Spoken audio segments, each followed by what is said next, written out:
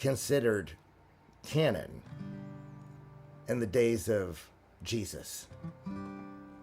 You understand that, in this time period, they weren't carrying around books. They were scrolls.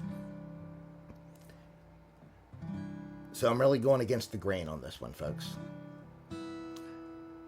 And whoever's going to be coming on this journey with me, I want you guys to also let your spirit speak. If you feel like we're off at any point, I want to hear it, because this is, we're venturing down a path that not many people do, but he's leading me down this, and there's really no guidebook for this, because we're essentially just following the Spirit of the Lord on this one to get to the bottom of the deception, to find all the texts that are truly inspired. So he has me going back to the beginning, uncovering what was stolen from the early church, what was purged, silenced, what was hidden during the rise of Rome and the institutionalized church at 315 AD. This is not about the book of Enoch or Jubilees, guys. These are about the books that were violently erased during Constantine's merging of empire and faith. I'm talking about the books like the History of the Kings of Israel. That book was referenced, I think the last time I checked, was 33 times in 1st and 2nd Kings and Chronicles. Not a peep of it anywhere today. I'm talking about a book called The Book of the Wars of the Lord, the Acts of Solomon, the book of Nathan the prophet, the visions of Iddo the seer, the prophecy of Elijah. The one we've been working on the last few days is the Ascension of Moses.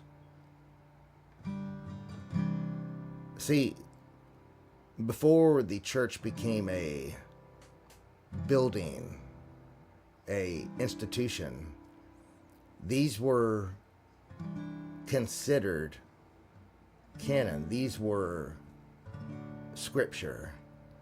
This is a part of Israel's divine record, but were eliminated because they revealed truths that the religious elites could not control.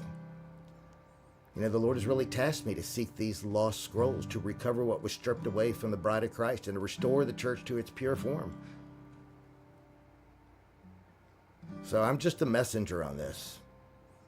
And again, if this is not for you, I understand if you jump ship. I get it. We're going to expose the historical and prophetic erasure that took place when Rome institutionalized the faith. I'm going into some of the deep archives, including the dark net, evidence of many things, pieces of the puzzle that the early believers once had, and that the dragon has tried to bury. This isn't about conspiracy theory. This is a restoration mission. So as I go underground, I ask for you guys' prayers, your discernment, your readiness, because these truths, as I bring them to the surface, they're going to challenge the religious structure and system in every way. If you think the attacks have been intense lately, wait until I start bringing some of these things out. All the different sanitized versions of church history, every idol of tradition that has replaced the true fire of God, exposing the true synagogue of Satan, which is the institutionalized church. The one that says all roads lead to God, the one that changed the 10 Commandments, the one that changed the official Sabbath day, the one that has a vicar of Christ, the one that they ask you to call their priest father. I'm sure I could keep going down a list of abominations, but that's not the point of what I'm talking about. So guys, I just ask you to prepare your hearts, because what's been hidden is going to be uncovered.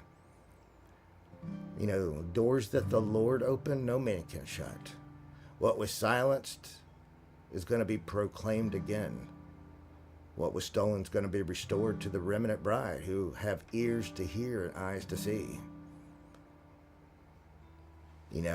I went back and forth with a gentleman this morning on Facebook. I'm not going to give his name, but he was someone that I respected in the community of faith that knew his word. But I've realized How many are so loyal to the institutionalized church because they said something, it has to be so? Regardless of what the truth points to, regardless of what the Spirit of the Lord points to, regardless of what the evidence points to, their loyalty is to doctrine and tradition, not the truth.